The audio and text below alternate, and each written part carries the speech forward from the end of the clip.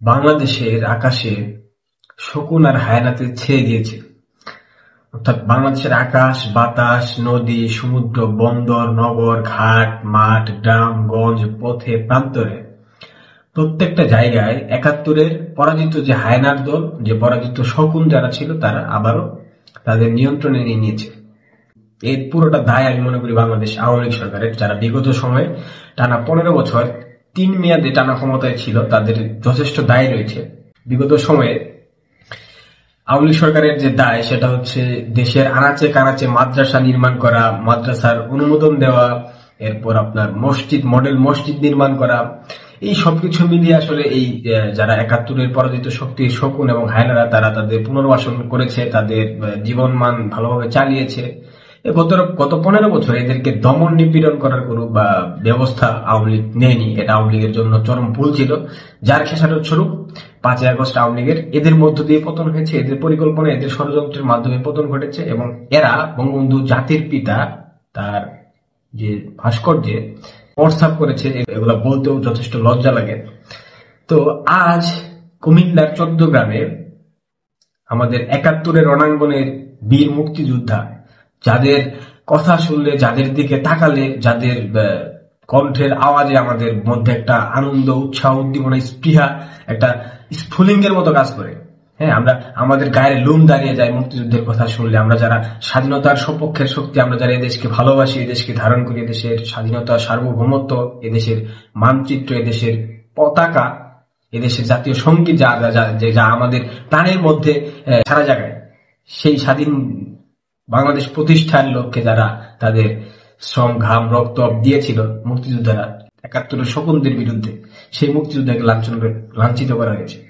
এখন পর্যন্ত আমি যতটুকু তথ্য পেয়েছি, এখনো কোনো প্রকার আইনি ব্যবস্থা নেওয়া হয়নি। সরকারের পক্ষ থেকে বিভিন্ন জন বিভিন্ন বিবৃতি দিয়েছেন, কিন্তু আদৌ জানি এই সরকার কোনো ব্যবস্থা নেবে না, কারণ এই সরকার তো জামাত পরিবেষ্টিত সরকার। এই জামাত ইসলাম যে ইসলামের অন্যতম বড় শত্রু, এটা এখন পানির মতো পরিষ্কার। পৃথিবীর প্রত্যেকটা দেশে সন্ত্রাসবাদ, জঙ্গিবাদ, জিহাদি যারা রয়েছে, তারা প্রত্যেকে ইসলাম ধর্মের লেবাস ধারণ করে সেগুলা করে। বাংলাদেশেও সেটা শুরু হয়ে গিয়েছে। আর আমরা ইরাক, সিরিয়া, তারপর আফগানিস্তান, পাকিস্তানে যা দেখেছি, তার প্রতিরূপ এখন আমরা বাংলাদেশে দেখতে পাচ্ছি। যারা বাংলাদেশে বসবাস করছেন তাদের জন্য যথেষ্ট সংকট এবং ভয়ঙ্কর। মুক্তিযোদ্ধা কে অপমান করা হয়েছে জুতার মালা পরিয়ে। যদিও ভিডিওটা দেখার পর আমার যথেষ্ট ঘৃণা হয়েছে, কিন্তু আসলে আমাদের তো করার কিছু নাই। আমরা আমাদের জায়গা থেকে প্রতিবাদ জানানো এবং এটা মানুষকে সচেতন করা ছাড়া। কুমিল্লার 14 গ্রামে একজন বীর মুক্তিযোদ্ধার গলায় জুতার মালা পরিয়ে তাকে লাঞ্ছিত করা হয়েছে। গতকাল রোববার দুপুরে 14 গ্রাম উপজেলার বাতিসা ইউনিয়নের কুলিয়ারা সরকারি প্রাথমিক বিদ্যালয়ের সামনে ঘটনা ঘটে। এরপর এই ঘটনার ভিডিও ফেসবুকে ছড়িয়ে পড়ে। ভুক্তভোগী ওই মুক্তিযোদ্ধার নাম আব্দুল হাই উর্ফে কানু। তিনি ঘটনাস্থলের পাশের লুদিয়ারা গ্রামের বাসিন্দা। আব্দুল হাই কৃষক লীগ কেন্দ্রীয় কমিটির সদস্য এবং একই সংগঠনের কুমিল্লা দক্ষিণ জেলার সাবেক সহসভাপতি। তার পরিবারের অভিযোগ, লাঞ্ছিতকারীরা সবাই স্থানীয় জামাত শিবিরের নেতাকর্মী। আব্দুল হাইকে এলাকা ছাড়া করারও হুমকি দেওয়া হয়েছে এবং তিনি ইতিমধ্যে সেই এলাকা ছিল অন্য একটা এলাকায় অবস্থান নিয়েছেন।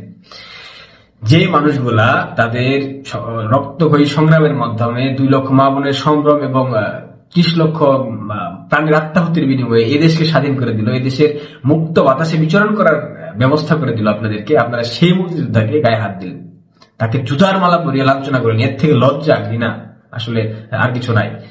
অবশ্য আপনাদের কাছে এটা খুবই স্বাভাবিক একটা বিষয়, কারণ 71-এ তো আপনাদের পরাজয় ঘটেছিল। 24-এ 5ই আগস্ট অভ্যুত্থানের মধ্যে দিয়ে আপনারা সেই পরাজয়কে আবারও জয় রূপান্তর করেছেন।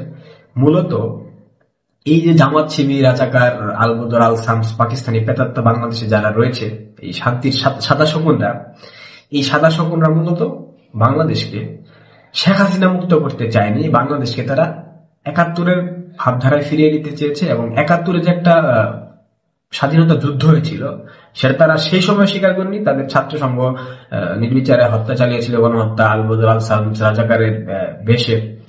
24-এ এসে তারা সেটাকে মানতে পারেনি। তাদের সেই 71-এর যে পরাজয়, সেটার প্রতিশোধ স্বরূপ তারা 24-এর 5ই আগস্ট বাংলাদেশে চিটিং বিপ্লব ঘটিয়েছে। এটা বাস্তব, এখন পানির মতো পরিষ্কার। এই যে মুক্তিযোদ্ধার গায়ে আপনারা হাত দিলেন, তাকে জুতার মালা পরিয়ে দিলেন, 71-এ কিন্তু আপনাদের 9 মাসে পরাজয় ঘটেছে। আমার মনে হচ্ছে 24-এ 9 মাস লাগবে না, অলরেডি 4 মাস হয়ে গেছে, আরো হয়তো 2-1 মাস লাগবে, আপনাদের পরাজয় হবে এবং কঠিন পরাজয় হবে। শেখ হাসিনা যে ভুল করেছিল 15 বছর আপনাদেরকে পুনর্বাসনের ব্যবস্থা করে দিয়ে সাধারণ ক্ষমা করে দিয়েছিল, 71-এর কারণে বঙ্গবন্ধু আপনাদেরকে সাধারণ ক্ষমা করে দিয়েছিল, আপনারা ক্ষমার অযোগ্য না। এই জামাত, শিবির, রাজাকার, হিজবুতি যারা বাংলাদেশে রয়েছে এরা ক্ষমার অযোগ্য, এদের ক্ষমা করার কোনো প্রশ্নই আসে না। স্বাধীনতার সপক্ষের শক্তি দেশে এখনো স্ট্রং, এদেশে তাদের দেশের প্রতি ভালোবাসা, আবেগ, অনুভূতির জায়গা অনেক বেশি শক্তিশালী। এরা আবারও দাঁড়াবে, আমার বিশ্বাস, আমার দৃঢ় বিশ্বাস স্বাধীনতার সপক্ষের শক্তি আবারও মাথা তুলে দাঁড়াবে। তারা জাগ্রত হবে, তারা ঐক্যবদ্ধ হবে। এই 71-এর পরাজিত শক্তির হায়না এবং যারা এখনো বাংলাদেশে রয়েছে এদেরকে দেশ থেকে বিতাড়িত করতে হবে। লক্ষ্য একটাই, বাংলাদেশ থেকে 71-এর পরাজিত শক্তির শকুন এবং হায়নাদেরকে চিরতরে নির্মূল করতে হবে, আর কোনো ক্ষমা নয়। ক্ষমা করলে পরে এরা আবারও আপনার ঘাড় মটকে দেবে। এরা স্বাধীনতাকে অসম্মান করেছে, এরা মুক্তিযুদ্ধকে অসম্মান করেছে, এরা 7 মার্চকে অসম্মান করেছে, এরা বঙ্গবন্ধুকে অসম্মান করেছে, এরা বাংলাদেশের জাতিসত্তার যে বিষয়গুলো রয়েছে, বাঙালি জাতি রাষ্ট্র হিসেবে প্রতিষ্ঠার পর যতগুলো বিষয় অর্জন করেছে প্রত্যেকটা বিষয়কে তারা অপমান করেছে, বিভিন্নভাবে অপদস্থ করেছে। এরা স্বাধীনতার সকল স্মৃতিস্তম্ভ, স্মৃতি ফলকগুলোকে মুছে দেওয়ার চেষ্টা করেছে এবং মুছে দিয়েছে। এই জায়গা থেকে বাংলাদেশকে তার নিজস্ব ভাবধারায় ফিরিয়ে আনতে গেলে এই অপশক্তিকে চিরতরে নির্মূল করতে হবে, নট দমন। দমন দেওয়ার হবে না, এবার নির্মূলের বন্দোবস্ত করেন। আপনারা যারা দেশে থাকেন, আমরা তো দেশে নাই, আমরা বাইরে থেকে আমরা সর্বোচ্চ চেষ্টা করবো আপনাদের সাথে অনলাইনে লড়ার জন্য। আপনারা দেশে থেকে অবশ্যই এই শক্তিকে চিরতরে নির্মূল করবেন। আর যে মুক্তিযুদ্ধকে অপমান করা হয়েছে আমার পক্ষ থেকে, আমি কোনোদিন যদি তার সাথে আমার দেখা হয় জীবদ্দশায়, আমি তাকে পা ছুঁয়ে সালাম করব এবং তার জন্য আমার স্যালুট। সবাই ভালো থাকেন, সুস্থ থাকেন, দেশটাকে বাঁচান। এই দেশটা গভীর খাদের কিনারায় দাঁড়িয়ে সংকটের মধ্যে দিয়ে যাচ্ছে, এটা আপনাদের দায়িত্ব। সেই দায়িত্বের জায়গা থেকে আপনারা দেশের জন্য কাজ করেন, স্বাধীনতার পক্ষে কাজ করেন। জয় বাংলা, সবাই ভালো থাকবেন।